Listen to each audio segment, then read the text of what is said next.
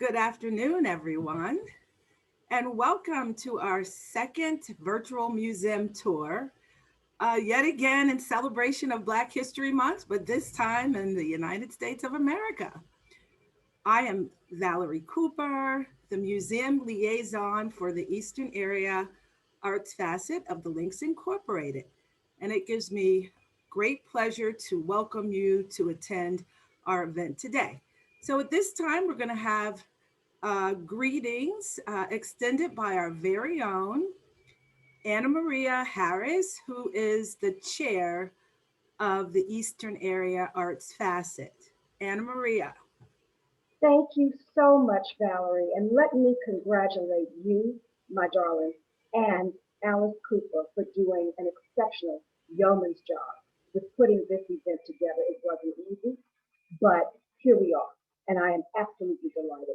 I want to thank the staff and everyone involved with the great HBCU, Morgan State University, and the Reginald Museum, who have worked tirelessly with us to bring this event to fruition. Congratulations to you all. Ladies and gentlemen out there, I want to welcome you. Please get ready for a wonderful artistic experience today. It gives me great pleasure to bring our Eastern Area Director to us. She is Dr. Shawana Tucker Sims, and please, Shawana, bring your greeting. Thank you, Anna Maria, and thank you, Dr. Eric Conway and the Morgan State University Choir for giving us that moving rendition of the Negro National Anthem. Now that's the way to start a program. Good afternoon. I bring you greetings on behalf of the officers, leadership team, and over 4,500 members in the 80 chapters from the mighty Eastern Area. We have an exciting program ahead in celebration of Black History Month. When we commemorate Black history, we are doing what our Eastern Area theme encourages, embracing our legacy and cultivating our future. If you joined our Education Across the Miles program on Thursday night, you heard me say that one of my favorite quotes is learn from yesterday, live for today, and hope for tomorrow. To me, it reflects the fact that history is not just about what happened in the past. It contains lessons for today and strategies for shaping a better tomorrow. Every time we commemorate accomplishments, chronicle triumphs over struggle, and capture the voices and images of witnesses to what was, we are embracing who we are and gaining insight and inspiration to go forward. You are in for a real treat today as we gather virtually in Baltimore, Maryland to enjoy two important African American museums, the Smithsonian affiliate Reginald F. Lewis Museum and the James E. Lewis Museum of Art on the campus of Morgan State University. We are indebted to our partners at both museums for their willingness to open up their collections and share their knowledge with us.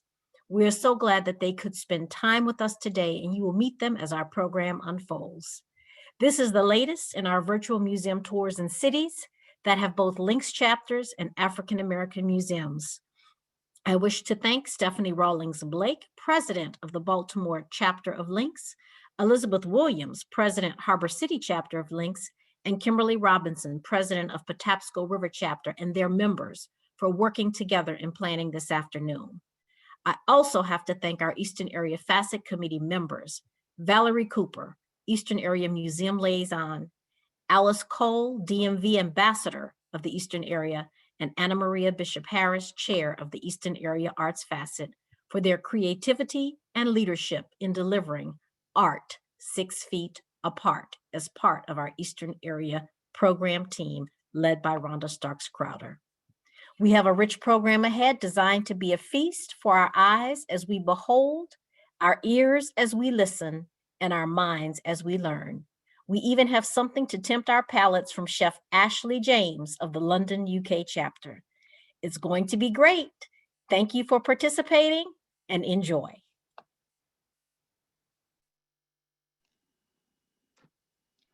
Welcome to Baltimore. As you've just heard, Baltimore is the home of 3 Links chapters, Baltimore, Harbor City, and Patapsco River. And they have already been thanked for supporting us, but I offer my thanks as well for the great job that they've done in supporting us in this event and getting the word out. I also want to thank Terry Taylor, the Education Program Director for the Reginald F. Lewis Museum, and Dr. Monica McKinney-Lupton, the Director for the Murphy Fine Arts Center at Morgan State University. We're pleased to share with you this afternoon 2 hidden gems. The Reginald F. Lewis Museum, located in downtown Baltimore, is a premier experience and best resource for information and inspiration about the lives of African American Marylanders, and the James E. Lewis Museum of Art, housed on the campus of historic Morgan State University, is a cultural extension of Morgan State University's Fine Arts academic program. It was developed to enhance the scholastic experience of the university's students, population, and the community's exposure to works of art. Morgan is one of 2 HBCUs in Baltimore. This afternoon, you will see snippets of exhibits in both museums that will definitely entice you to take another more extensive look virtually, and definitely come in for an in-person visit when physical distance restrictions are lifted. I'm thrilled to introduce to some and present to others the interim director of the Reginald F. Lewis Museum, Ms. Wanda Draper.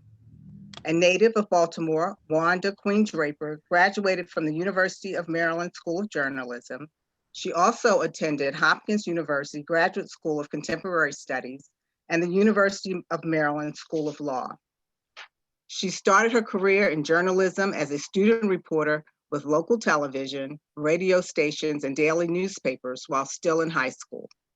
Thus began a 43-year career as a reporter and talk show host that culminated in 25-year broadcast career at WBAL TV 11, where she retired as Director of Programming and Public Affairs. She annually provided media sponsorships to more than 30 nonprofits, contributing more than $4 million to support cultural arts and human services to Marylanders. The highlight of her community service was serving on the founding board of the Reginald F. Lewis Museum from 1999 to 2008. During that time, $38 million was raised to build the museum and $2 million to install the permanent collection. She was honored to be appointed the director in 2016 and to delay her retirement. During her tenure, she assembled a management team that created a culture of excellence, transformed the museum into a must-see attraction for locals and visitors. In 2 years, she brought renewed vim and vigor to the once ailing museum and put it on a trajectory for success. By the numbers, she increased revenue 340%, attendance by 7%, and student visits by 40%. Wanda currently serves on the board of Visit Baltimore, the University of Maryland Medical System, the School of Global Journalism and Communication at Morgan State University, and WBAL Kids Campaign. She has won numerous local and national awards for broadcasting and community service. She has also been awarded 2 honorary doctorate degrees. Wanda is married to Dr. Robert Draper, and they have 2 children and 3 grandchildren, with 1 more on the way. Ladies and gentlemen, Miss Wanda Draper. Thank you so much, Alice. Good afternoon to all of the links in the Northeast region. It's such a privilege to be able to share with you today. I really appreciate this opportunity to welcome you to the Reginald F. Lewis Museum. We are the authentic voice of African American history and culture in that we have 400 years of history in our collection. You will be inspired today by a wonderful exhibit that we are now exhibiting.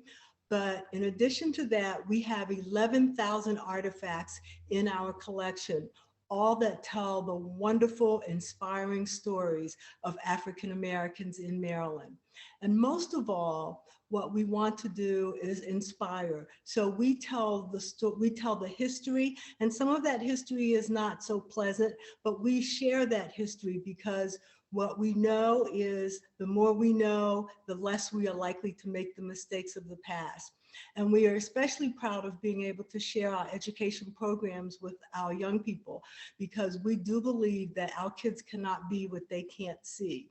So we hope that you will join us, that you will go to our website after you see this program today, and you will look at some of our artifacts that have been digitized so that they are available, and also that you will come visit us. We're open Thursday, Friday, Saturday, Sunday. We have 82,000 square feet, so we are definitely social distance, and we do have touchless hand sanitation throughout the building. So we hope you'll come see us. Also go to lewismuseum.org and join us as a member. We would love to have you. So even if you can't visit, you can be part of the Lewis Museum family by joining us as a member. And thank you so much for giving us this opportunity to present to you today.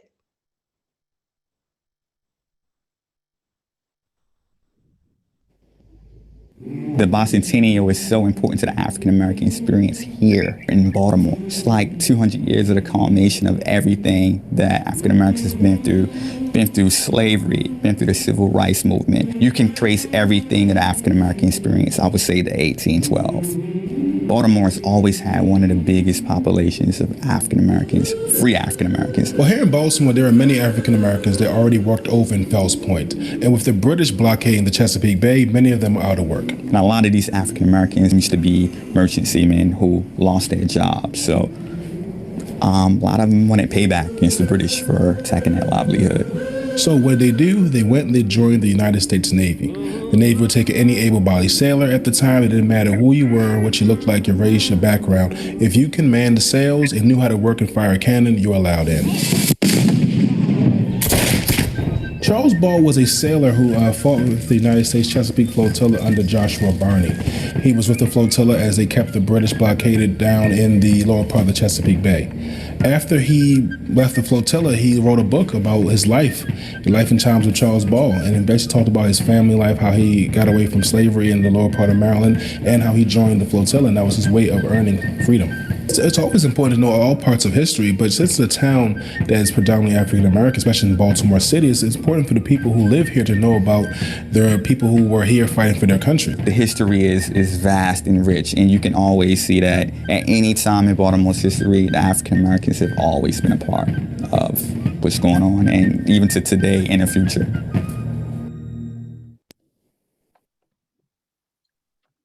Hello, everyone. My name is Terry Taylor. Education Programs Manager for the Reginald F. Lewis Museum, and you just saw a snippet of one of our videos from our exhibition, Freedom Bound, Runaways of the Chesapeake, and I'm getting ready to tour you in that exhibition. Give me 1 second to share my screen. Okay, I just want to just check before I begin. Wanda, can you see my screen? Yes. And can you hear me okay? Yes. Yes. Great. All right. So here we are in our special exhibition, Freedom Bound, Runaways of the Chesapeake. This exhibition has been up since September of 2020, and it is up during Black History Month. So if you're in the vicinity, please check out our exhibition. This exhibition tells the story of 9 runaway bound servants from Maryland in the Virginia area. 7 of them are Black enslaved workers, and 2 are white servant workers who are indentured and convicts. So this is our front text panel. And what's interesting about this exhibition is it tells the story through the use of mannequin dolls that are clothed in the outfits that these enslaved workers wore when they ran away. It also tells their stories through runaway ads, as well as living history vignettes. So I'm going to travel over, 1 second, to our next area. So on this wall, what you see is this panel is covered with various newsprints, runaway ads that were posted in the Maryland Gazette in Annapolis, Maryland. The Maryland Gazette is one of the oldest newspapers in the United States of America. It started publishing runaway ads from 1725 up until around 1860s, before the Civil War. And so you can see that there are various ads that are posted here on this wall. The runaway ads also included information in reference to the physical description of the runaway servants, what they were wearing, where they were headed to, and any other pertinent information that their owners thought was needed in order to locate them and to return them back. So let's go to our first runaway. This runaway's name is Stephen, and we have him here up front because his ad is one of the first ads that was posted in the Maryland Gazette. It says, "My name is Stephen. I am a slave. I ran away in December of 1728. The other thing that's kind of cool about this exhibit is that there are backdrops behind each of the runaways that shows you a picture or illustration that gives you a clue either about something about that runaway or something about their escape. So when you look at this backdrop, I want you to think for a couple of seconds, what does this tell us about Stephen's life? What you probably noticed, there are some barrels, there are some servants who are using work tools. And so Stephen's job was a cooper. And a cooper is another name for someone who creates barrels. Barrels were created at this time to store all kinds of items, but most importantly in Maryland, it was tobacco. So tobacco was one of the cash crops that helped to build this state's economy. So let's learn a little bit more about Stephen and what happened to him in reference to his escape.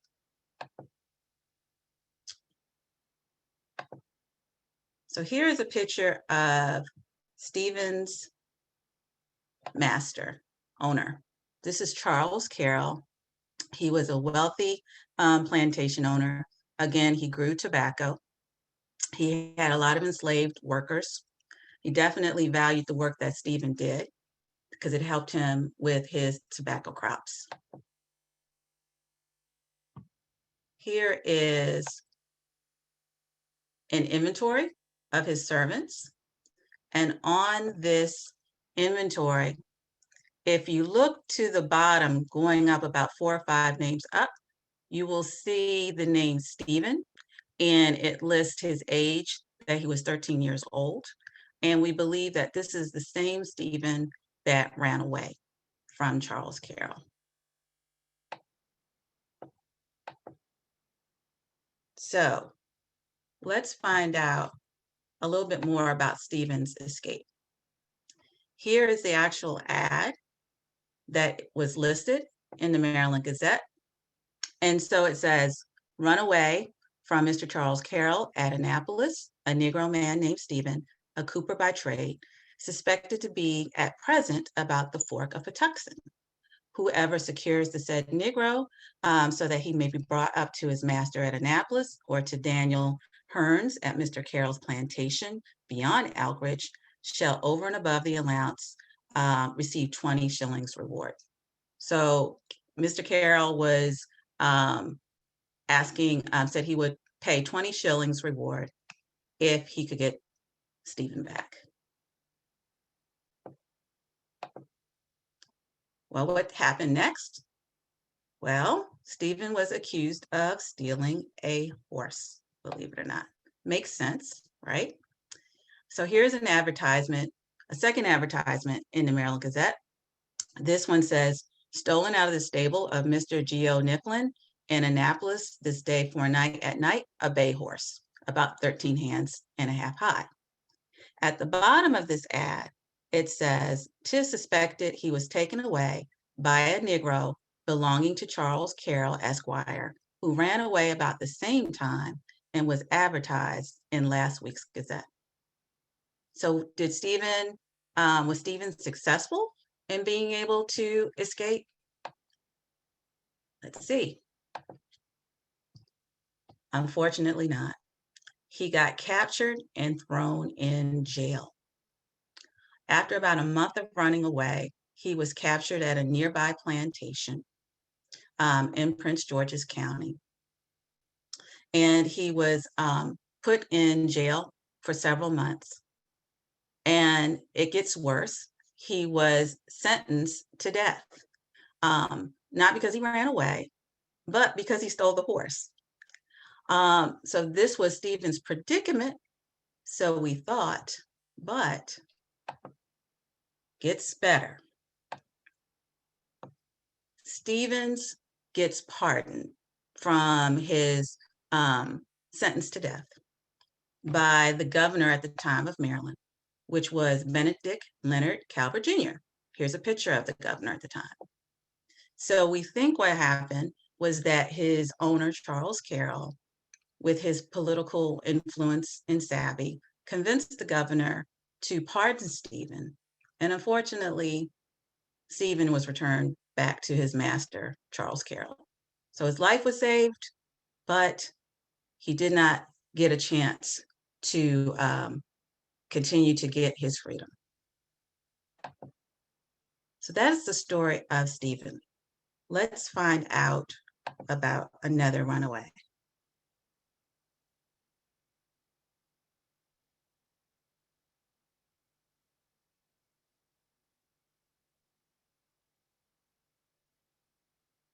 Okay, so here we have a youth who is seeking some adventure.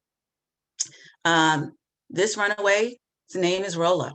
It says, my name is William Ross Rolla, but folks call me Rolla. I'm a slave. I ran away in December of 1814. He also ran away from Annapolis, Maryland. As you look at his backdrop, you probably see some ships. These are representing British warships in the Annapolis waters. And this is around the time of 1814, and an important war is going on right now. It's the War of 1812 being fought by the British and the Americans. And at the time, the British have lost their fight at Fort McHenry in Baltimore, but they still have power and influence on the Chesapeake. So they're in Annapolis, and they are seeking African-American slaves to enlist, to help them in their cause, and in return, they are offering them freedom. So when Rolla and 20 other enslaved servants hear about this in Annapolis, what do you think they did? Well, they sought the British out and they went to the warship called the H.M. Menelaus. He boarded on the ship, but his master's son, Mr. Neff, finds out about this and tries to see if he can convince Rolla to come back with him. So what do you think may have happened next? Let's find out. We have a quick video of Rolla, which I'm going to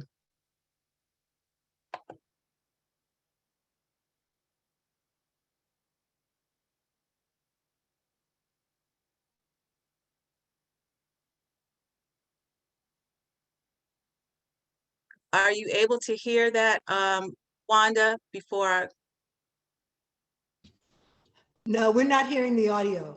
Okay, excuse me 1 second. I forgot to do one thing. Give me 1 second. I apologize. I just remembered that. Okay. And in the Can you hear water. now? And then Yeah. she handed me some extra Okay, clothes thank you. from some of her colored friends down at the church. And she told me that a man was gonna take me to meet up with some more slaves down by a ship. And I was confused. And I asked her where I was going, and she said, "Why you going down by that ship that we saw in the bay last night? That's your ride to freedom, child. Now go on, before they leave on without you." And I mean, I was excited, but I was sad to leave my mama behind. And I saw the tears run down her face as she heard me along. But she prayed over me and told me to never say nothing about worrying about her ever again. And that I was to do all in my power to not get caught and not get sent back to old man Neff. If my mama could have seen me now, she'd be so proud of me. Some of the gunners were showing me the cannon below decks when they fetched me up topside, and I climbed up and came out through the hatch. And I thought my heart would stop. There was young Master Neff, come all the way from Annapolis under a flag of truce from the governor. But then I saw the captain and the crew, and that steadied me a bit. But the captain started, "Is this the Negro boy you claim is your father's property, Mr. Neff?" "Why, yes it is, sir. This boy right here belongs to my father." "Is this true, lad?" said the captain. "Do you belong to this man's father?" "I did, sir, but not no more." "Enough of this, Rolla. You will return with me this instant. Your mother is heartbroken and worried sick about you running off. And now come on and we'll forget this ever happened." I knew he lied, but I couldn't say nothing. But then I thought about my mama and her friends and all they did to get me this far. And then I saw the captain and the crew, and I finally had the courage to say something. "No, Master Neff," I said straight to his face. "I will not return with you. I's a mind to see the wide world as a free man." "Boy, you are trying my patience, and it's wearing very thin at the moment." "As is mine," said the captain. "You heard Rolla's answer. I think it's best you be on your way." So he's gone. And the Menelaus is headed south, down the bay. I am free.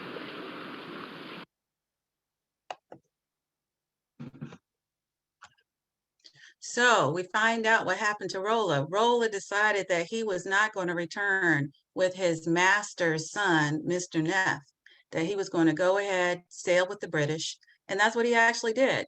So he was successful in his escape. He ends up joining the British Navy. sailing around the world to several countries, and then ends up living in England, getting married, having children, having grandchildren. So this is one successful story of an enslaved person from Maryland that sought freedom and ran away. He sought his opportunity. So now let's go to meet Candace, an enslaved Black woman who ran away, but who ran away from Frederick County. And she ran away around October 1798. Frederick County was interesting because it was not too far from Pennsylvania, which would cause some enslaved people to really think about seeking their freedom. This is also around the time that a huge free Black population is growing in Baltimore and Maryland for several different reasons. Another reason why enslaved workers would be thinking about running away.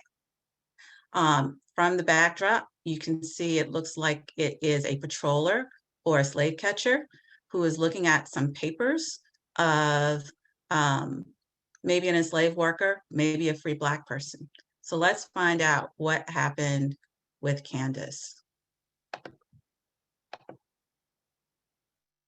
Candace runaway ad from the Gazette.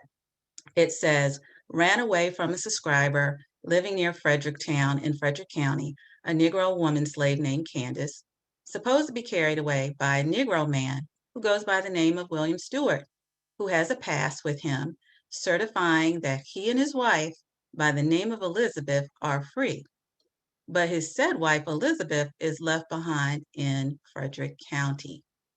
The Negro slave Candace is a pretty, lusty, full-faced wench, about 5 feet high, had on and took with her a coarse muslin gown of yellowish color, which you guys saw on that mannequin. So from this, we know that Candace escaped with William Stewart. He was a free Black. He had papers, freedom papers with him that included that him and his wife, Elizabeth, are free. So it looks as though Candace ran away with William, pretending to be his wife, Elizabeth. But it gets interesting because we don't know whether or not Elizabeth was helping Candace and William run away, or was she the jilted wife? Sounds like some of our reality shows out there. So did Candace and William escape? We don't know. Hopefully they did. We don't know anything about Candace being captured. Most likely she was able to get to Pennsylvania, or maybe she headed to Baltimore where she could kind of hide in the large free Black population. One of the things I do want to show you is, so here's a sample of a freedom document. This is a certificate of freedom that we actually have in our museum gallery. This belongs to Isaac Dorsey. These are his freedom papers from Anne Arundel County when he became free. And also on the right-hand side, you see a picture of his manumission tube or the container that he kept his papers in. And you can see the indent on the container. And we believe that, you know, he thought his freedom was so precious that he held so tightly to that manumission tube to make sure that they were not stolen from him. And luckily, his family decided to give us these papers to have in our collection, because at one time they were thinking about destroying them because of the, the tragedy of slavery. So let's get back to Candace. So we have another video clip that I want to show you about how Candace met Elizabeth and William and talk about the escape. Wait, 1 second. There we go.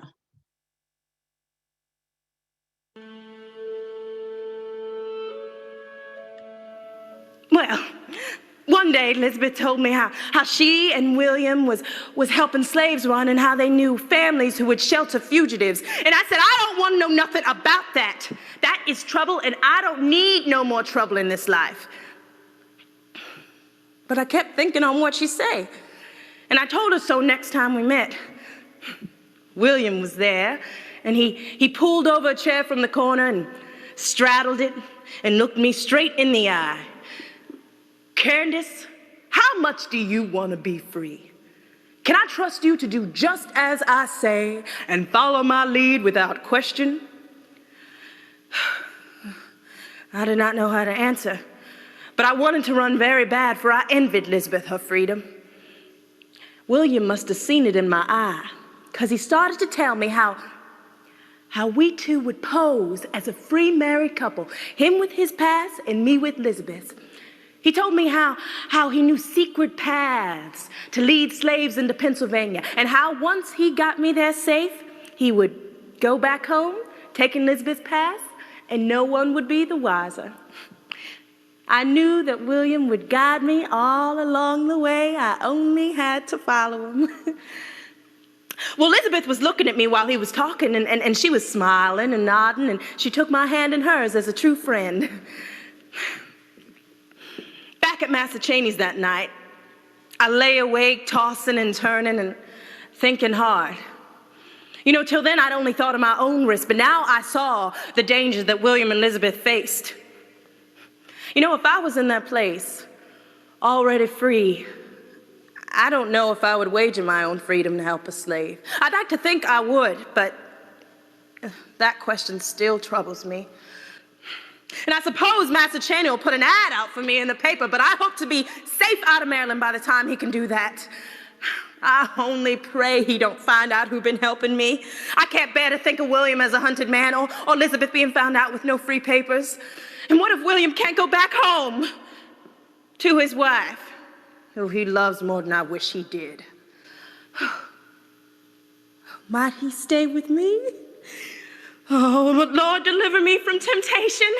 You know, when William spoke about running, he made it sound so easy because he talked fast and determined that way he does. And Elizabeth kept stroking my hand and soothing my fear and said, just think, Candace, you'll be free, like me. And now William say we only got 5 miles to the border, and that we'll cross over by midnight. Just keep following me, he says, and I will.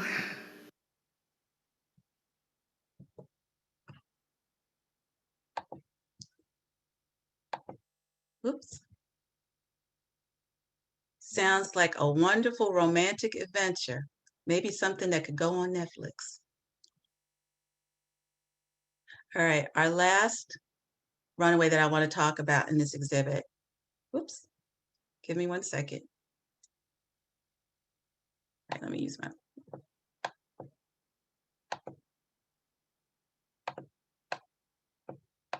Okay, there we go. This is James Watkins, and he was from Baltimore County.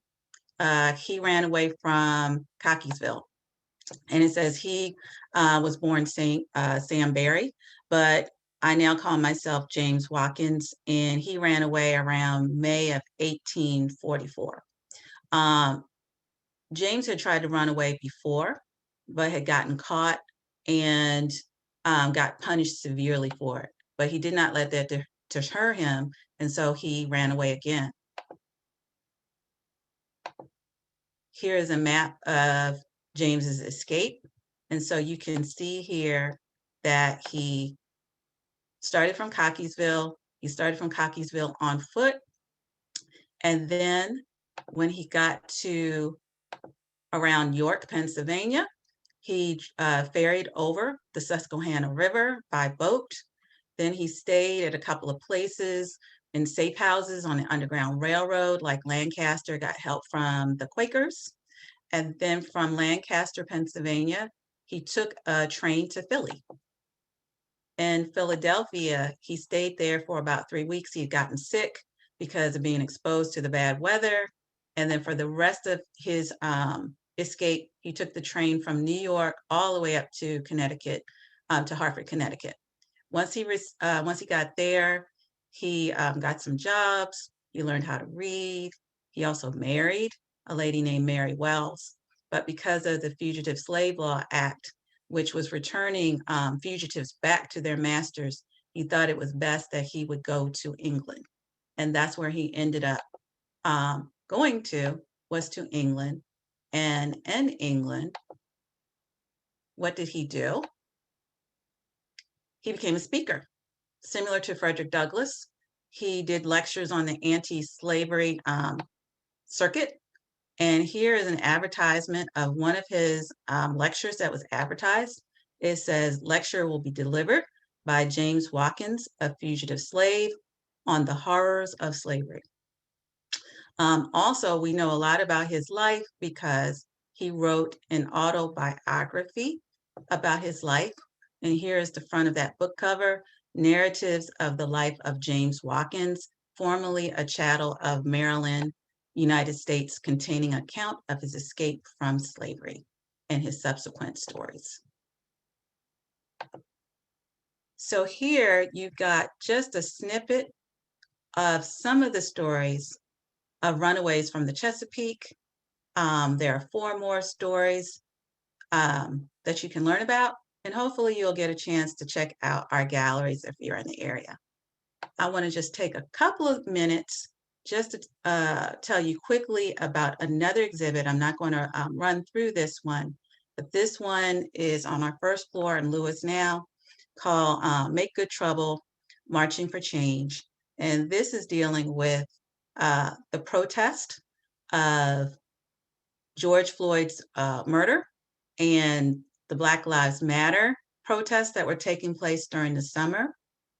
And so the museum, what we decided to do was to collect various protest signs and photos that were taken of the protests that took place here in Maryland. Here you can kind of see some of the photos that were taking place.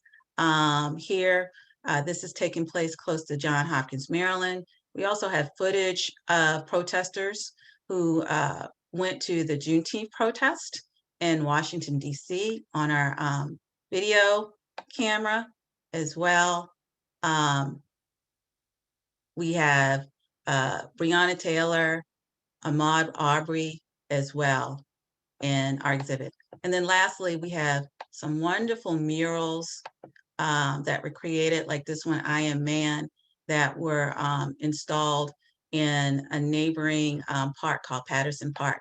They are here on display. We also talk about the Million Man March, because you know this was the 25th anniversary of the Million Man March this year, which is sort of kind of inspired some of these movements later on. And then we also included information and artwork about Freddie Gray and the Baltimore Uprising. And then I just want to end this with 2 programs that we will be having taking place this month. If you're interested in coming out this Monday for President's Day, we have a artist talk called Yes, We Did, Photos and Behind the Scenes Stories celebrating our first African-American president, Barack Obama, with the official White House photographer at the time, Lawrence Jackson. That's a picture of him right there. That's at 7 p.m. And then the following Sunday on February 21st, we have a panel discussion called Race in America, Capitol Insurrection, Riots, and Black Lives Matter Protests, looking at some of the disparities on how the Black Lives Matter protesters were treated versus the rioters from the Capitol insurrection. That's at 3 p.m. All that information can be found on our website at lewismuseum.org. So I'm going to exit out and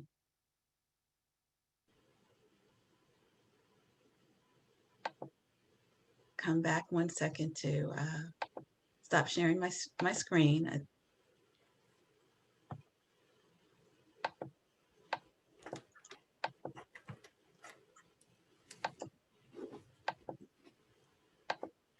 Oops. There we go. I think I can.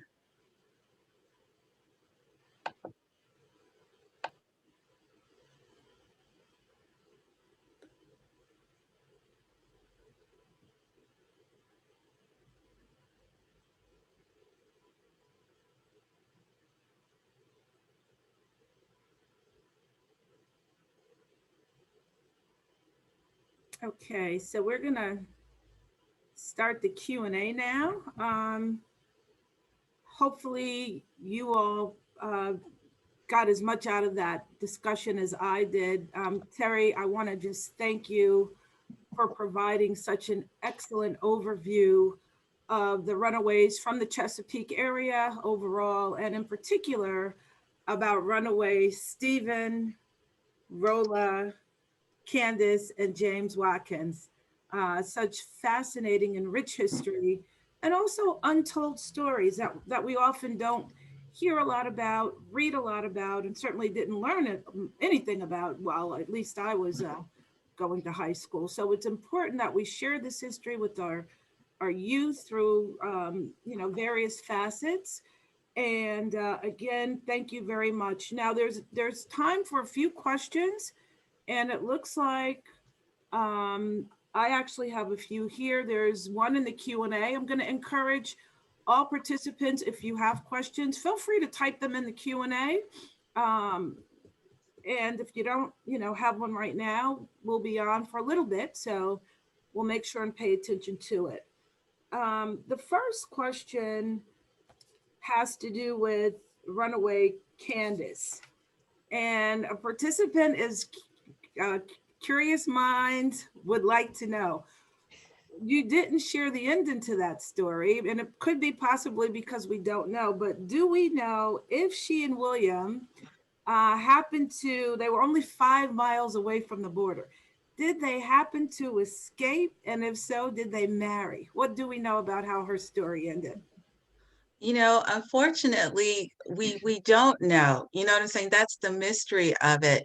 I'm keeping my fingers crossed that she made it, across the state lines.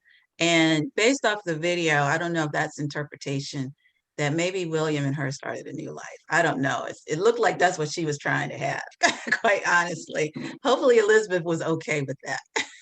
Okay, and it would be a really nice Netflix series. I do agree. I've gotten accustomed to those during this pandemic in a way I hadn't already been. So, who knows?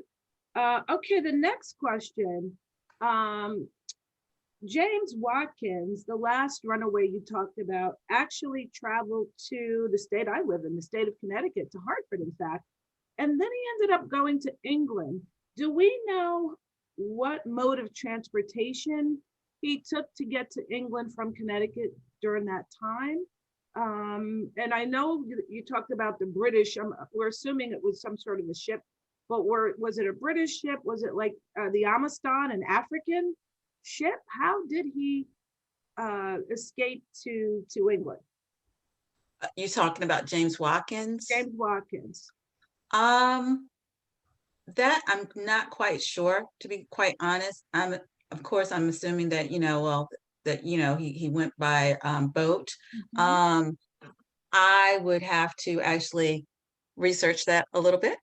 Okay, well, we can let the participant know. We'll have to get back to them with that. Yes, if they want to send their email information, I will email them back. Okay, very good. Now these questions, there's one more about your talk, and then just a few general questions about the museum. So sure. The last question about your lecture, what process is used to trace these stories from the slaves' perspective?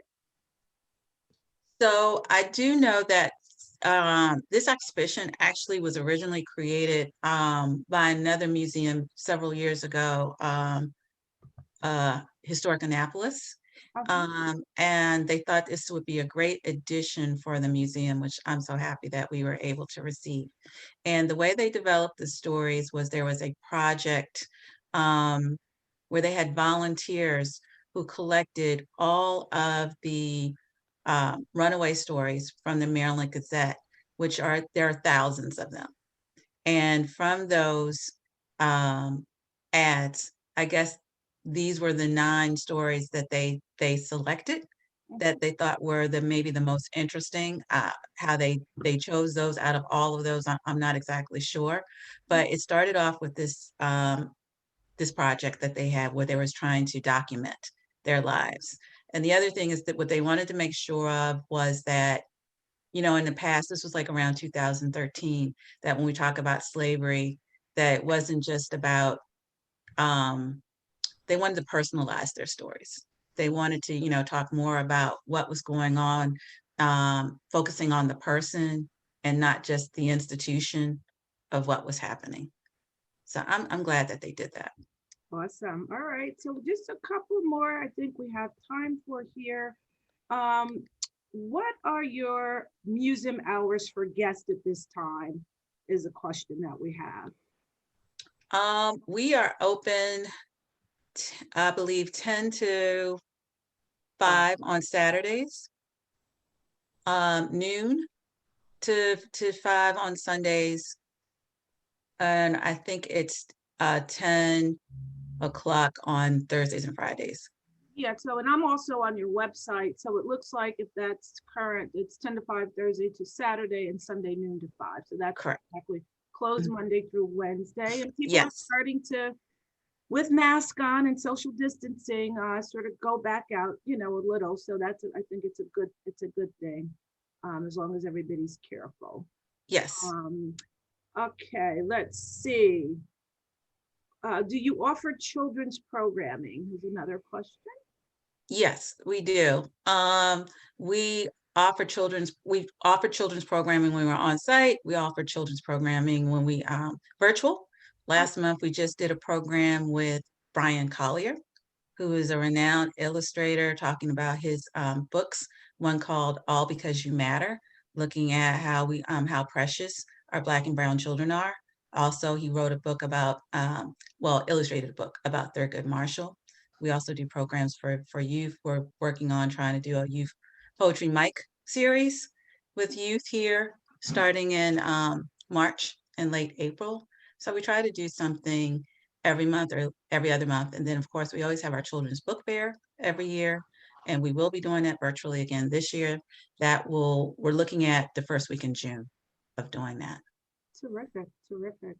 Okay, I'm going to take the last question. I'm getting a warning bell that it's lunchtime, and the chef is anxious to get out. So before we serve up some African American, Caribbean, all different kinds of cuisine, we want to know the event that you're having on February 15th that's going to feature the photographer Lawrence Jackson that covered President Obama and First Lady Michelle.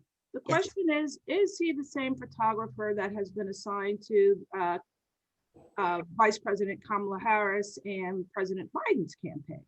Yes, so he was covering the Biden and Harris team during the election. And I'm happy to say that he is the official White House photographer for Kamala Harris.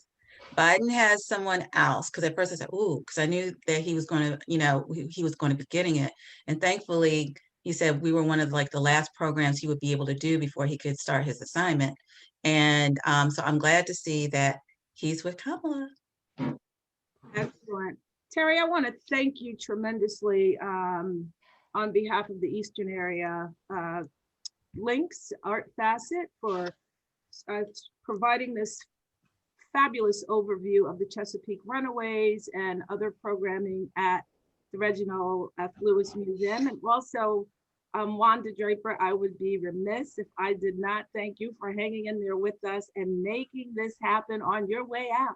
We really appreciate you working with Link Alice tirelessly to give us a snippet of what the Reginald E. Lewis Museum has to offer. Terry, there are questions that remain in the Q&A. You can answer them by typing in responses if you have a few more moments to do so. So at this time, we're going to shift gears and continue on our Black History Month virtual tour. Usually we are out and about attending exhibitions in person, but because of the pandemic, we can't do that.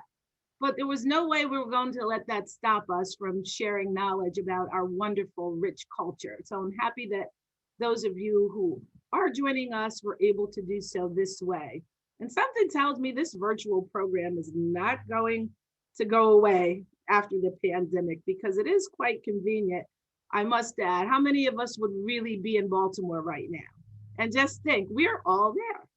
So we're going to have a very informative and mouth-watering overview of some traditional Black history cuisine.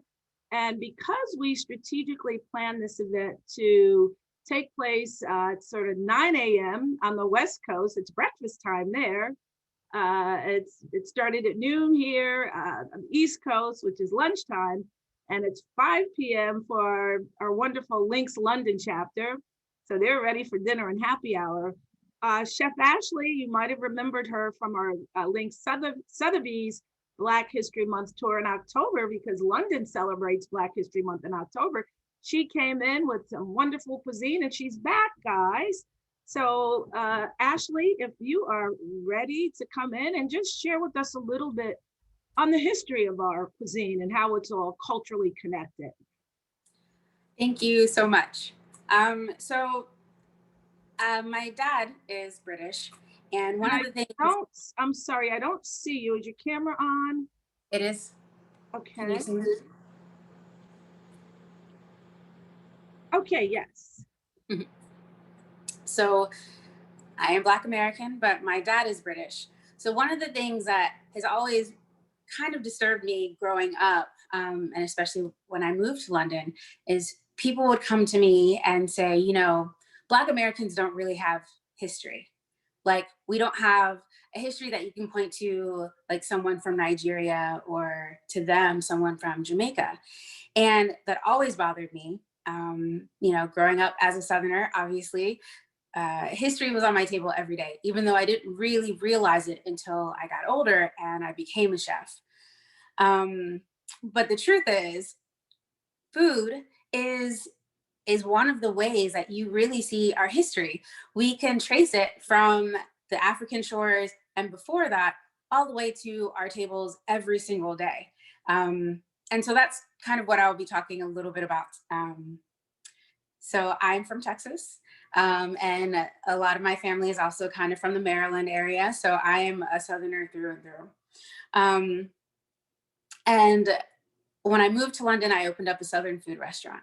So of course, we're like, we have to have all the things that, you know, you can't get here that would be a Southern staple, a Black American Southern staple. So grits and cornbread were obviously two of those things, and biscuits. But I couldn't get cornmeal or grits in London. So we would have to ship it from South Carolina via Anson Mills. And that for me was actually one of the best things that could have happened to me, because the owner of Anson Mills is this wealth of knowledge. He spends every extra moment kind of studying and tracing the origins of things that we see as, I don't know, kind of indigenous, or at least from the slave trade in the South. So we went on a road trip for 2 weeks throughout the South, drinking whiskey, eating a lot of Southern food. And when we got to him, we sat for 5 hours and he talked about all the ingredients that came from Africa to our shores, like black-eyed peas, like sweet potatoes, like Benny seeds, all these things that are staples in our diets today. Which is so fascinating, because when you're eating your sweet potato pie, you're not thinking about, you know, you're eating something from the motherland. So it's really kind of amazing. So I believe the link will be shared with all of you. But also you can visit my website at ashleysonedish.com.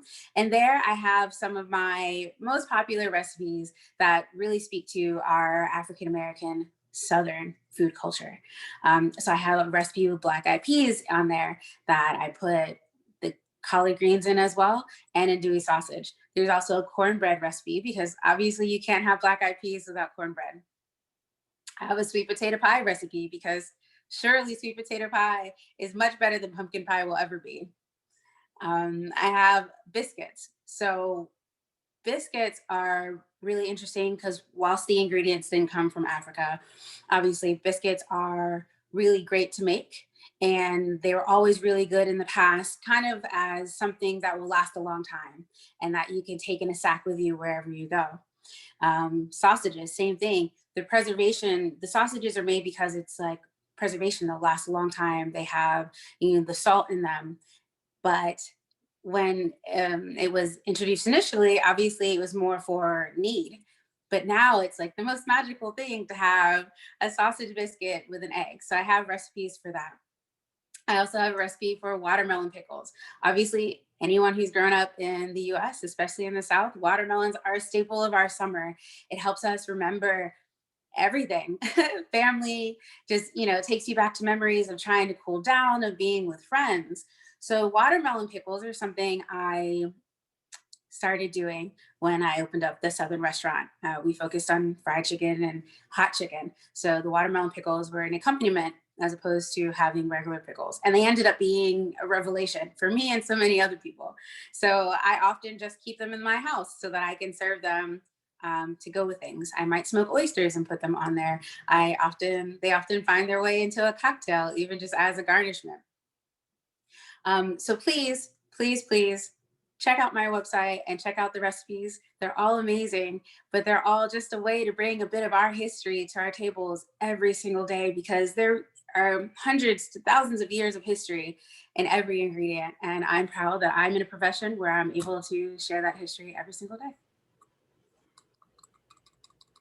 Awesome. So I don't know about the rest of you, but my mouth is certainly watering. Link asked, that was a tease. That was a tease. And I know that you've sent some slides that have some pictures. So we're definitely going to share those with the viewing audience. We'll put them on the Eastern area website.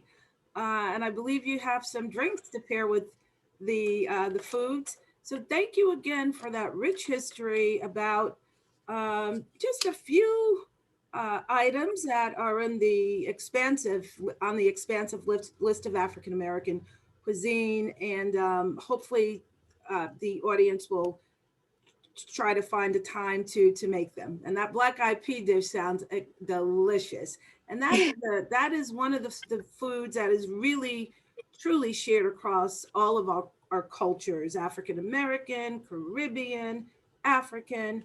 And it's really nice to hear ways that we are indeed connected as people of the African diaspora. So thank you for coming in. And Ashley, I must say, is the vice president of our London Links chapter. Please extend greetings to your president, Dorothy, and the entire chapter on our behalf. I will do. Thank you. Thank you. Okay.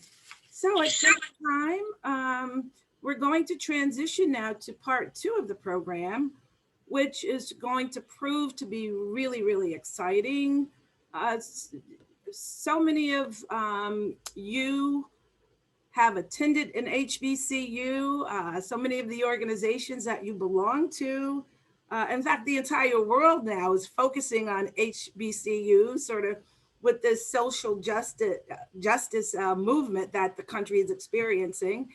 And I couldn't be more proud to introduce the president of my alma mater, yes, class of 1983, Morgan State University, which is located in Baltimore, Maryland, because today we're featuring African American museums from Baltimore. So we're going to transition from the Reginald Lewis Museum and go on the campus of Morgan State. If you haven't been there lately, you won't know it. There's so many construction cranes everywhere. It's just exponentially growing, and we couldn't be prouder of the work that President Wilson is doing there. So at this time, I'm going to ask the Morgan State team to bring greetings, to take over and have your way. And thank you so much for sharing with us today. Morgan State, you're on. Okay. As I was walking through the night, and I saw the fresh light, it was red, black, and gold, and it was burning deep in my soul. It was all that We are one of the most consequential universities, I believe, in the history of American higher education. We enroll students here from all over the United States, all over the world. We take students where they are and we move them where they need to be competitive with anyone, anywhere, any place.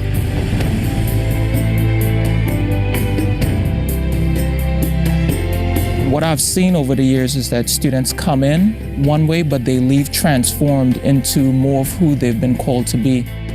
If you can think it, dream it, there are people that are here that will believe in you, that will invest in you. More importantly, they will see you greater than you see yourself. So really, anything is possible.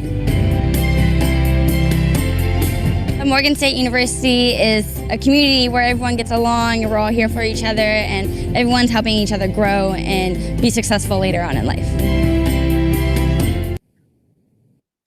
This is an institution that provides an array of opportunities. Students can major from engineering or architecture and design, from actuarial science or sociology and anthropology. The opportunities are endless. So much of our academics aren't just what we do inside the classroom as far as putting pen to paper, but how we can apply them in our career and down the road. And so I like the way that our teachers bring us into real world experiences, help us to do things in the real world that will really help us later on. My favorite part academically would be meeting my teachers and building a really strong relationship with them. I've met a couple teachers throughout my experience who have really helped me and helped me grow as a person. The Morgan experience is unparalleled by any other institution that exists on the face of the earth. Academically, my favorite aspect is the networking opportunities because you meet people that can pretty much open the door for you and pretty much guide you into your major. I would say that Morgan State University pretty much sets that foundation for all students. It's a transformative experience because the person I was when I came in 2 years ago, I'm not that person anymore. I've just become a person that I never thought I would be. I'm more outgoing, I'm more confident in myself, and in my university, I'm way more proud. The tutoring programs here, they make it fun and interactive. You know, they have the dry erase walls where you can write on the walls. They have the touchscreen TVs where you can hook up your computer in there. So I know it's more like academic, but it's socially too because we're making education fun and interactive. Morgan is a very special place, and wherever you want to go in life, whatever kind of career you want to pursue, you can get there from Morgan State University.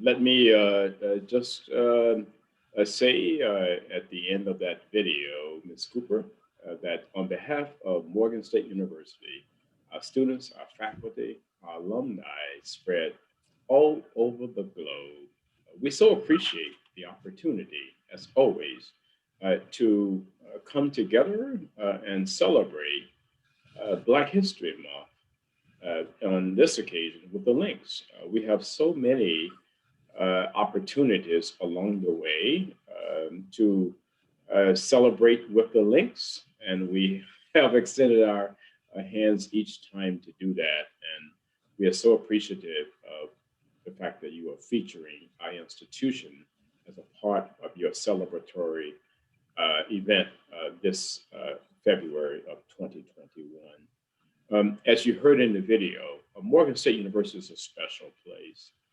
We have as our tagline at Morgan, growing the future, leading the world. And the 8,000 students that we have at the institution have embraced that particular aspect of who we are. They know that they are the future of this nation, and that Morgan is there to prepare them to lead and to lead in their respective communities, in their city, in their state, in the nation, and around the world. As I watched the video and I heard the voices of our students, At least 3 of them have now moved on, and they are indeed taking on positions in corporations, in communities at the state level to lead in significant and meaningful ways. You heard from Michael Cooper, for example, who has been interning at Google for the last couple of years. And I just spoke with him last week, and he has now accepted a full-time position at Google in the embedded systems area. And we will be, one of the incredible leaders of the future. So we want to hold high Michael McDonald and other students like him.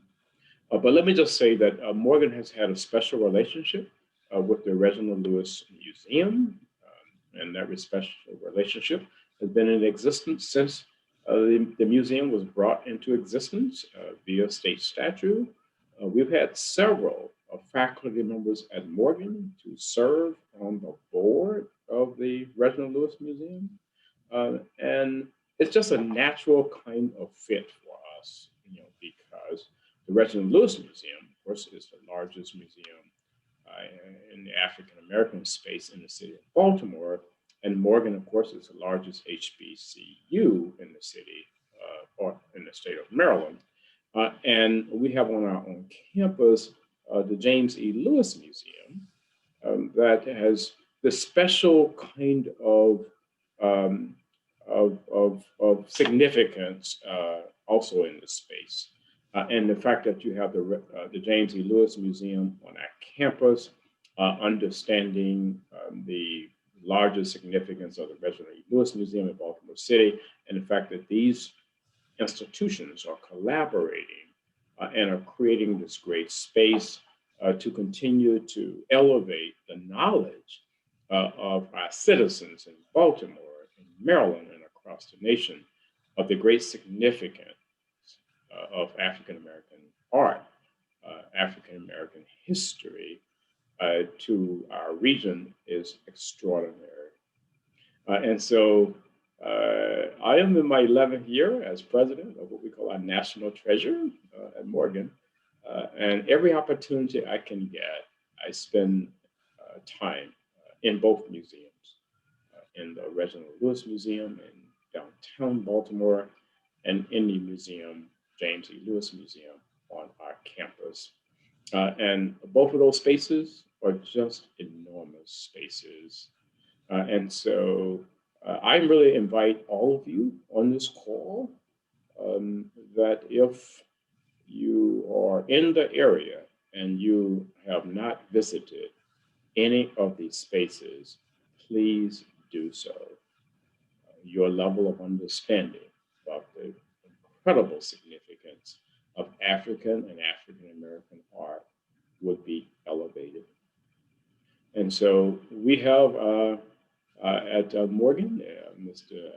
Gabriel Tanabe, who is director of the James E. Lewis Museum on our campus, who will, of course, provide you with an incredible tour of that facility and talk with you about all of the special collections that we have at Morgan. And they are indeed impressive. And as I kind of bring this to a close, I do want to say, that when you look at HBCUs in America in particular, and you look at the kind of art collections they have and the kind of museum spaces that they have, you know that you can't have a serious conversation about the role of the arts in our community without having a conversation like that about HBCUs. And Morgan is at the epicenter of that. And so the collections that we have in the James E. Lewis Museum are so compatible with the story that we are telling in the Reginald E. Lewis Museum as well. And so congratulations to the Links for this opportunity to send you on a virtual tour of the museum. Thank you.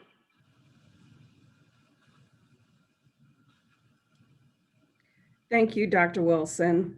And thank you also to the Links Incorporated for providing us this opportunity to share with you our campus.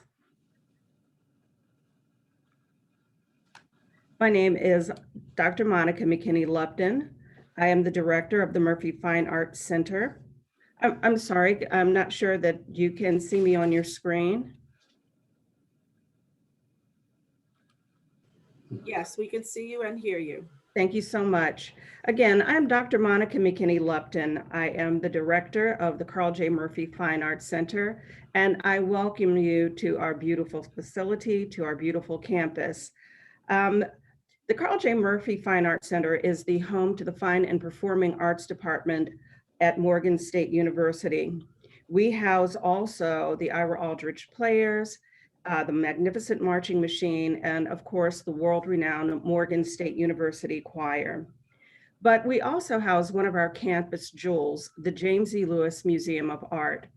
My colleagues, Mr. Gabriel Tanabe, who is the Director of Museums, and Ms. Robin Howard, who is the Associate Director, along with their graduate student, Tomi Adaloye, will be your tour guides for this afternoon.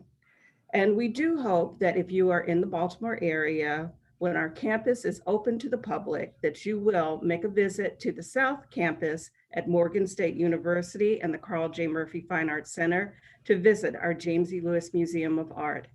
And now I will turn our program over to Mr. Gabriel Tanabe. Thank you, Dr. McKinney-Lupton. I welcome you to James Lewis Museum of Art. My name is Gabriel Tanabe, the Director of Office of Museum. Now, as you visit us, you're going to see a lot of objects, a lot of artworks, and we're going to start with the statue of James Lewis, the bust of James Lewis. James Lewis was the founder of the museum. He started the the art program at Morgan State University. And along with it, he continued to develop the art gallery. But with the art gallery, after a lot of programs that he put into it, exhibitions and all that. But in 1953, the collection started with 3 objects that was brought into the collection. And after that, that exhibition has grown, the collection has grown up to 4,000 objects. And I'm hoping that when you come through the tour, you're going to see a lot of works by the African and African-American artists.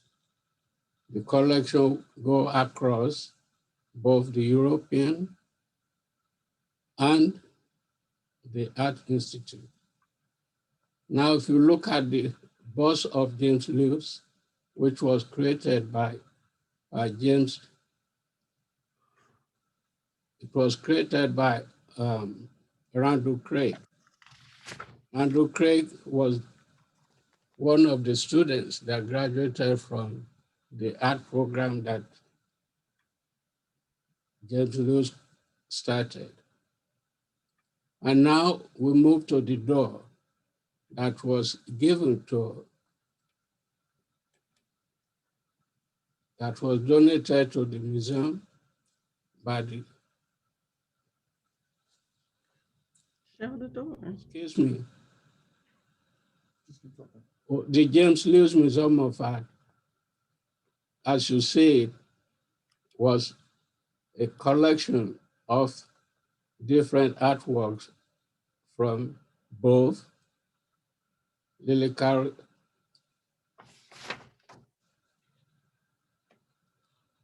Come on. excuse me. Okay. There we there we go. We're seeing them now. This is live audience, so just hang in there with us. The camera person is moving toward the doors. I would like to class and see the Can you see the doors? Yes, Doctor. Yes. Okay. The door to the James Lewis Museum of Art was donated by the parents in honor of the founder of the parents, Annette C. Johnson. The door was created in 2001 and installed. The upper part of the upper left of the door, wood carving, which was part of what you see in the museum. The lower level of the door, the middle section of the door, was slavery. When Africans were brought to the New World in chains. Bottom part of the door was the youth, the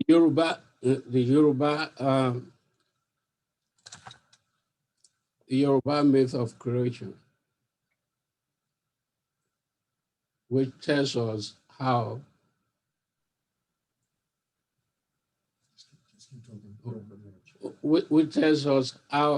the art was created. And the right upper panel shows paintings and drawings, which shows what you can see in the museum. And the middle part of the panel shows the abolition of slavery. And the lower part of the panel shows you the world's most religion. And to move to the James Lewis Museum of Art,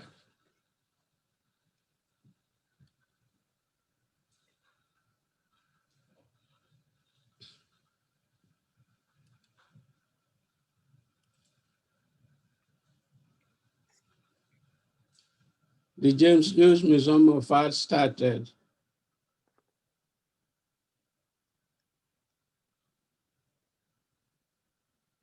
in 1953 with only 6 objects.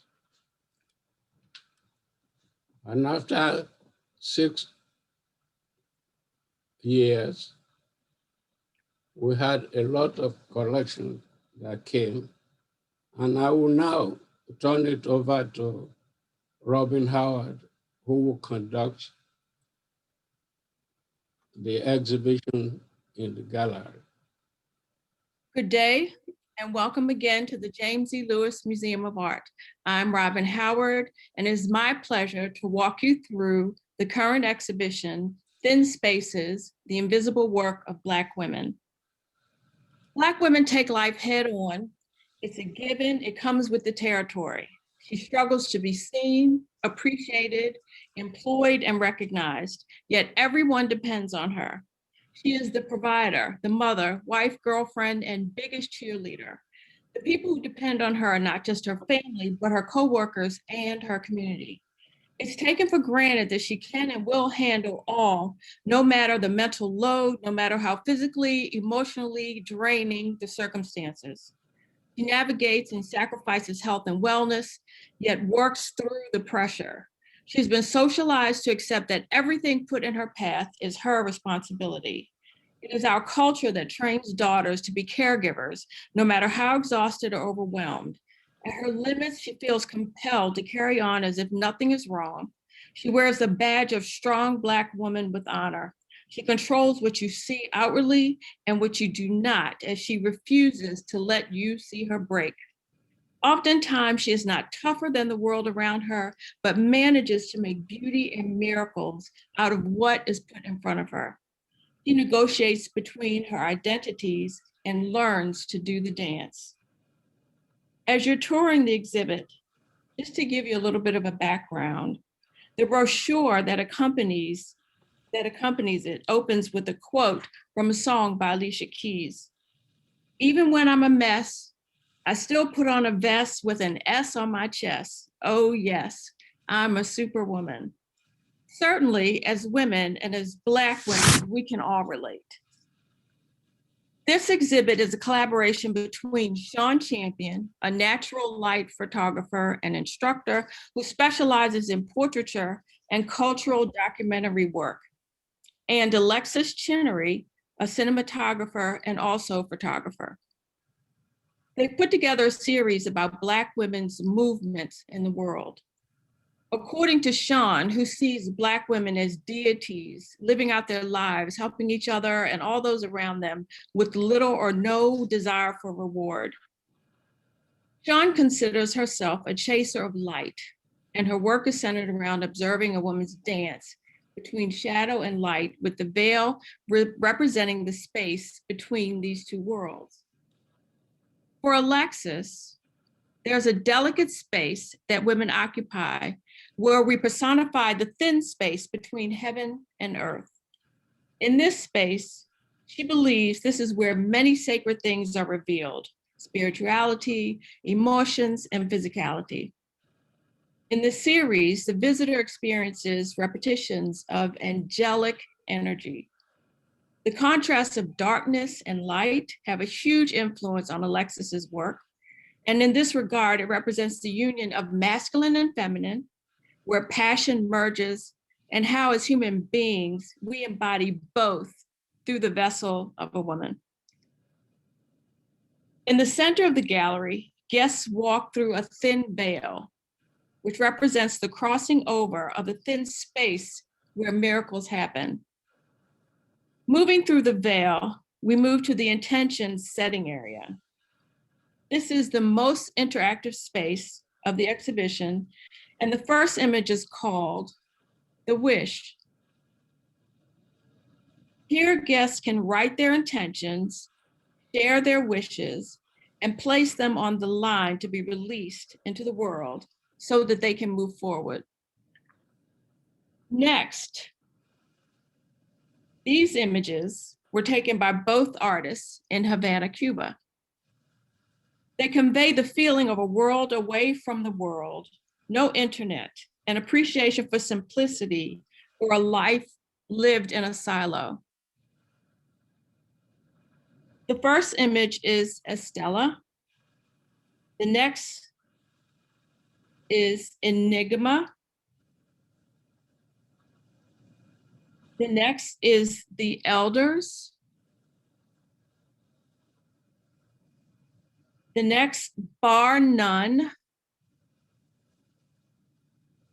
And the last in this series is The Salon.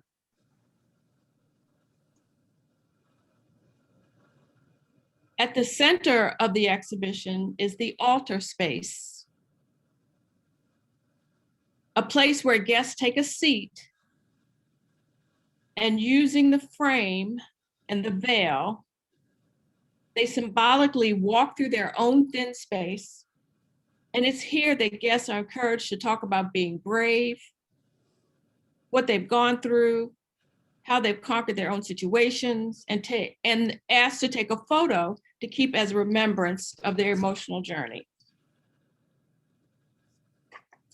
Moving on, we have intimate images by both Alexis and Sean, who shot all of these with their closest friends as models. They are From the Ashes, a series entitled Wombed Matter,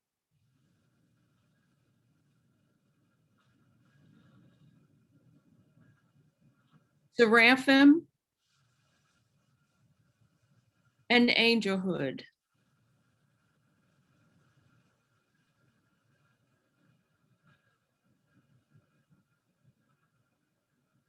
This concludes this portion of the exhibition. And now I'll turn the tour over to Mr. Tomi Adeloye, our graduate intern, who will share with you a very small sample from our African American collection titled Convergence, and The Art of Africa from our permanent collection. Tomi? Good afternoon, everyone. My name is Akintomide Adeloye, and I'm a PhD student here at Morgan State University. Part of the museum goal is to digitize our collection, is to expand the access that the public has to our collection. And to achieve that, the museum has embarked on some digitization project on some of the works that we have in our collection. The first work I'll be showing tonight, the first work I'll be showing this afternoon is by David Briscoe, and the title is Night Vision. The next object is by Bill Austin and is untitled. The next work is by Roman Biardin and is called Three Women. The next work is by Paul King, and the title is Sea Rider. The next object is by Elizabeth Catlett, and the title is Pensive, and this particular work was done in 1946. The next painting is by Sam Gilliam, and the title is To a Garden, and it was done in 1976. The next work is by Bidford Delaney, and the title is Autumn. The next work is by Frank Wibberley, and the title of this one is Shadows Are Not Meant to Dance Alone. This was done in 1992. The next piece is by Joyce C. Scott and is untitled. This piece was done in 1992. The next painting is by William T. Williams, and the title of this one is Bleecker Street, and it was done in 1979. The next stage I will be taking you is the collection of the traditional African art. The works that we have in these sections are segmented according to their countries of origin. The first part are objects from Nigeria. Nigerians are known for their wood carving and their bronze works. So these pieces are from Nigeria. The first work I will explain is the work that was done in Benin. This is a pictorial representation of the first contact of the Benin people with the Portuguese. That's an image of a Portuguese, a white man, when he was meeting the Benin chiefs. This is a bronze work. The next piece is a piece from the Igbo-Ukwu region of Nigeria. This piece was done in the 9th century. The next work is called Fountain of Youth. And the purpose this piece serves is that the water from this container is used by the king of Benin for bathing, and he drinks some of it as well. The reason for that is they believed all the animals surrounding this piece, like the snakes and the snail, will protect the king against his enemies. The next piece, the one in the middle, is the Ifa Deviation Tree. The two pieces to the left and to the right are the Ifa Divination stool. The pieces to the lower part of the object are the Ibeji twin. This is a pictorial representation of twins in Nigeria. The next object, the one to the middle, is called the House of Heaves. And as you can see, it has some cowrie shells on it.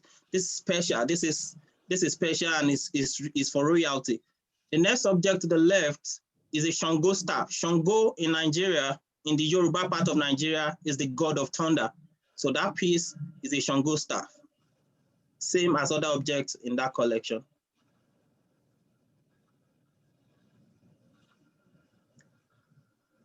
The next work is from Liberia, and it has raffia on it, and it has a mask on it. This is a full, it's called the Senofo mask, and is used for celebration. This is what it looks like in real form. This is a picture, this is what it looks like. Then the next objects are from Liberia and Sierra Leone. These works from this region, they look very similar because they share the same boundary.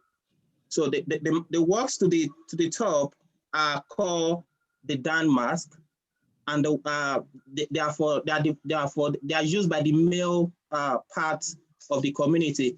The one in the lower part of the works are for the female in the society. So the mask for the male and for the female is different.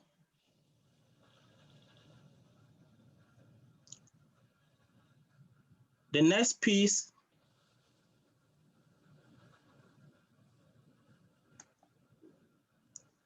the next piece is from Mali. These pieces are the Malian people. They use this mask when they are farmers, and they wear this mask when they want to at the beginning of the harvest. The container to the left are the bowl that house both the maize and the millet, depending on what they want to plant for that season. So they take the maize from this bowl and take it to the field to plant. That's the pictorial representation of what the mask to the left that has white on it. That is what it looks like when they are having their celebration. The female figure to the left of that mask is the ancestor that they celebrate, that they believe will increase their harvest. The other mask is called the Voodoo mask. And the Voodoo is for the female, and that's the one that has a child at the back of it. Then the one the male one is called the Sunday mask. They use it to celebrate their ancestor to increase their output.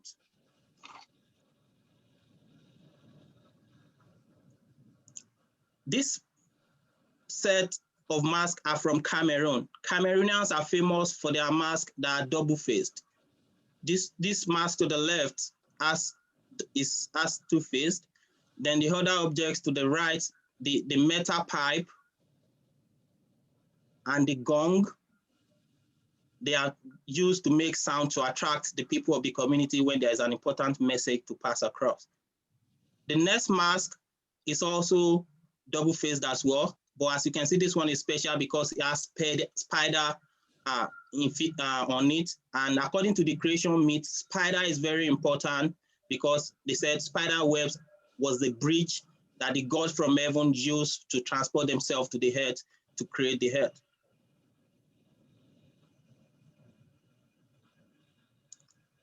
The next section are African containers. These containers are made from clay and calabash, and they are used to store water, and they're also used to transport harvest from the fields. Some of these are as old as 200 years old. The next section is a pictorial representation of blacksmiths from Ghana.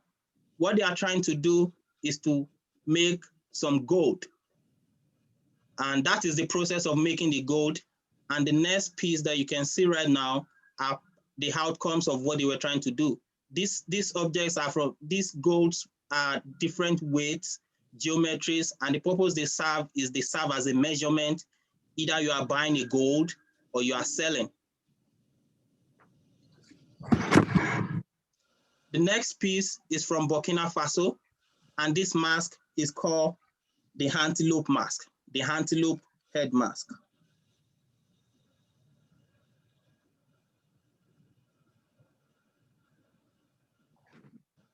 That's a pictorial representation of what when the mask is being made.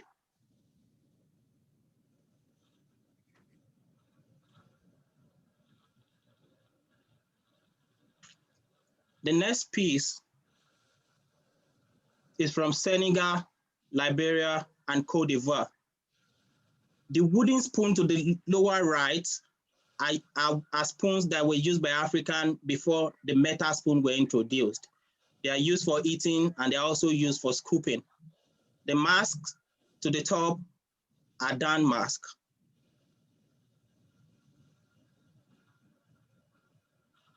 Thank you, Tommy.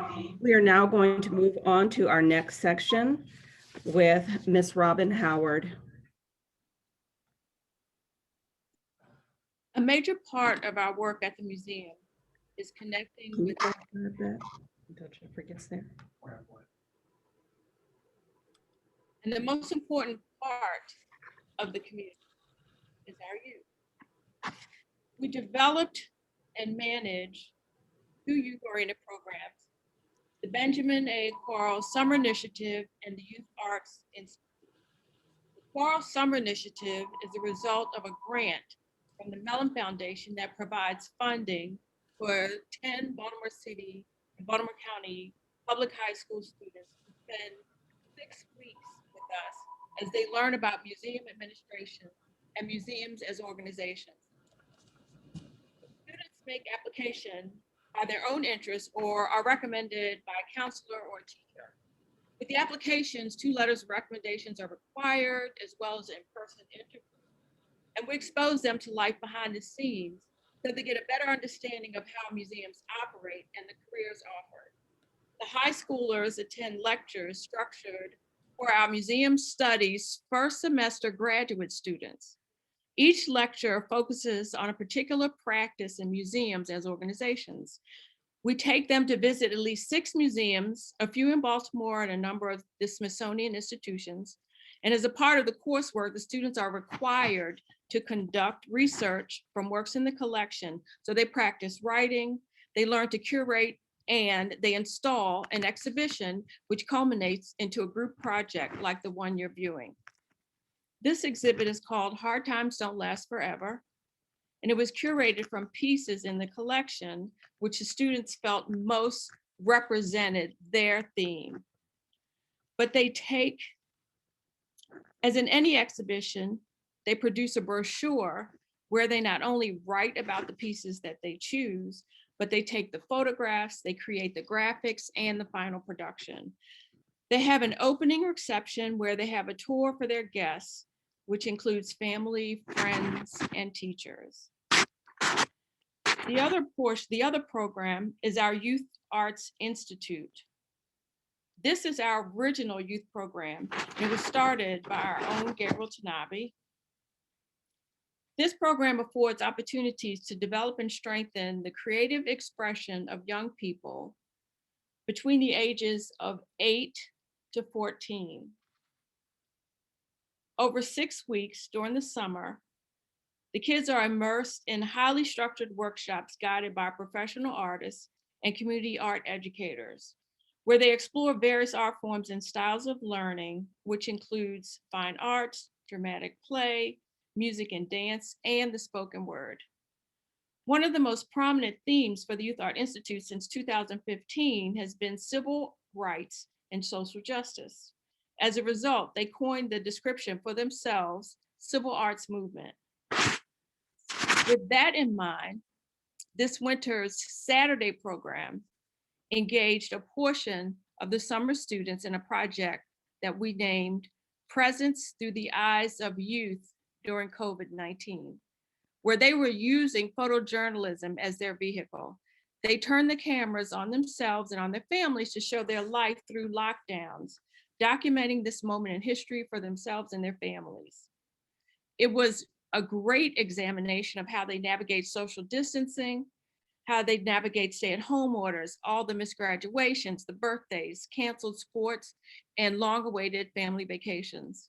Through the writing process, they actually connected with their emotions, and they had the opportunity to become aware of their mood and behaviors through writing.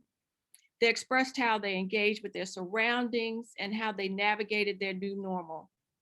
They've collected history as it's happened, using creativity as a tool to hopefully help lift the weight of some of this off their spirit, of trying to make sense of the situation. And they had a small role in human rights activism.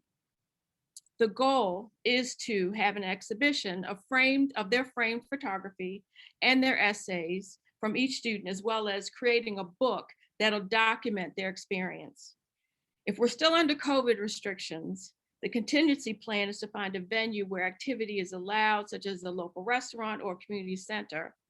But however we decide to celebrate or however we decide to show their creations, we will be certain to let you know. Thank you.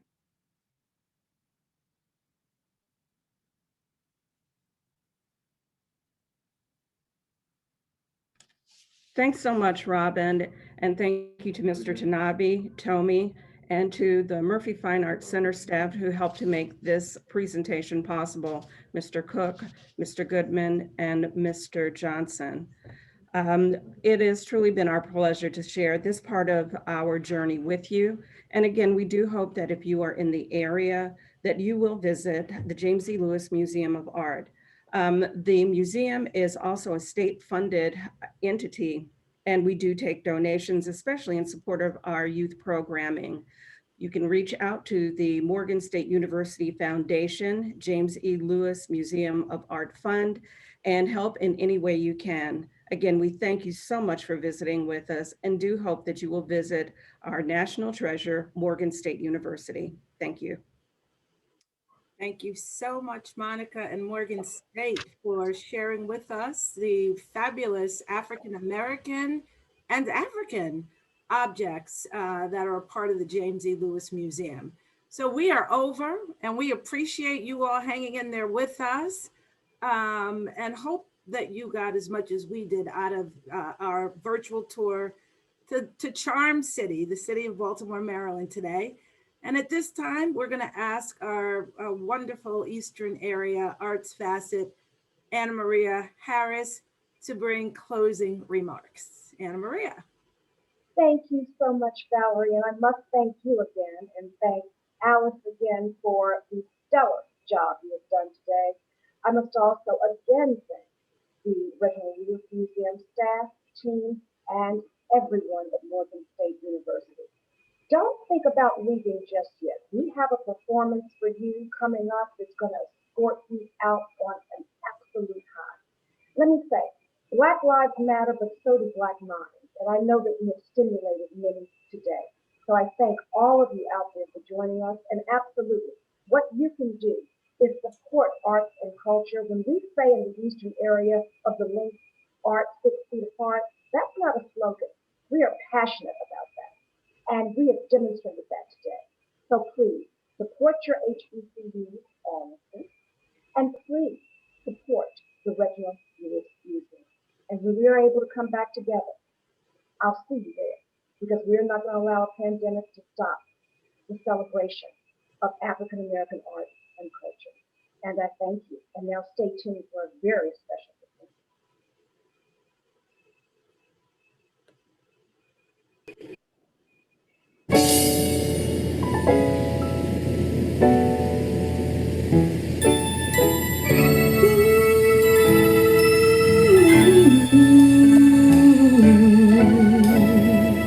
The way this world's been going,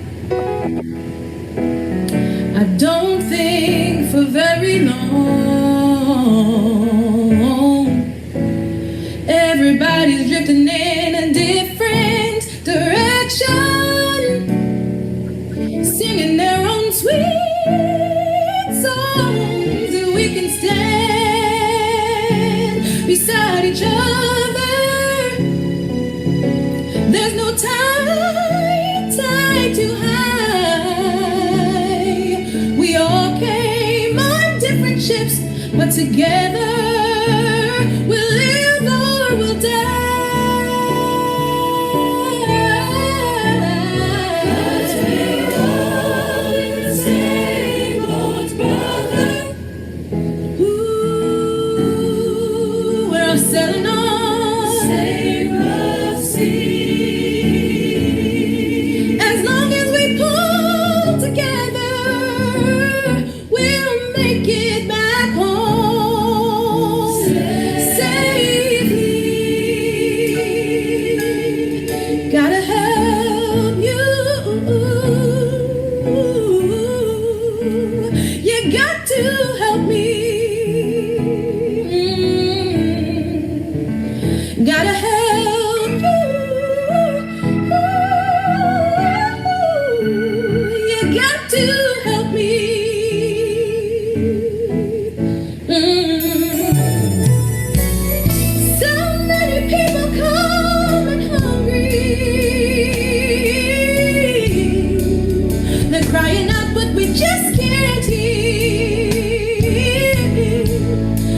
trying to be a lot more loving and sharing, and a lot less living in fear. If we can ride the storm out together, but winds and storms may rise. Tomorrow we'll see that storm break through the sky.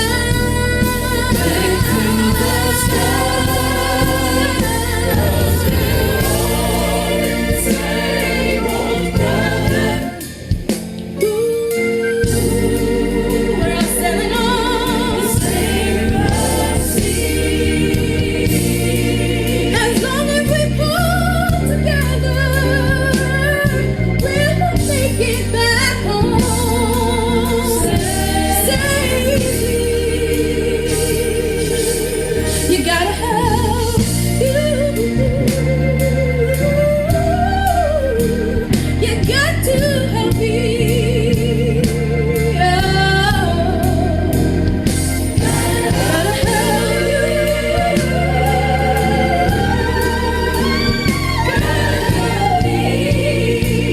You gotta help me. Oh, single brothers and my sisters, you gotta help you. You got to help me. All the single brothers and my sisters, you gotta help you. You got to help me. All the single brothers and my sisters, you gotta help you. You got to help me. All the single brothers and my sisters, you gotta help you.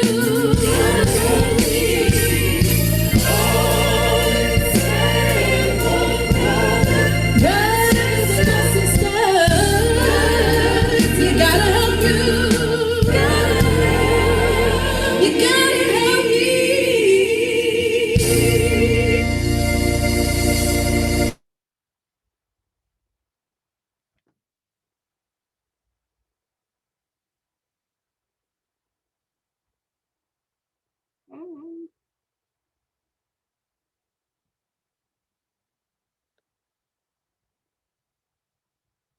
And that now concludes our program. Everybody have a wonderful afternoon of fabulous Black History Month. Thank you again for tuning in. We really appreciate your support. Good afternoon.